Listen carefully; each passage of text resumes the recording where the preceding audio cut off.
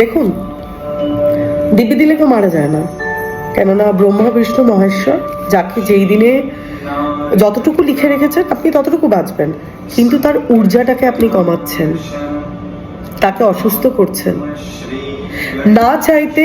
তার আমরা বলি না আফার্মেশন, ম্যানিফেস্টেশন, আফার্মেশন, না চাইতে আমরা তার অরাকে ড্যামেজ করছি, নেগেটিভ আফার্মেশন দিচ্ছি। আর মিথ্যে বলা, আমার এই হয়ে গেছে, আমার তাই হয়ে গেছে। একটা অফিসে সামান্য ছুটির জন্য আমরা মিথ্যে কথা বলি।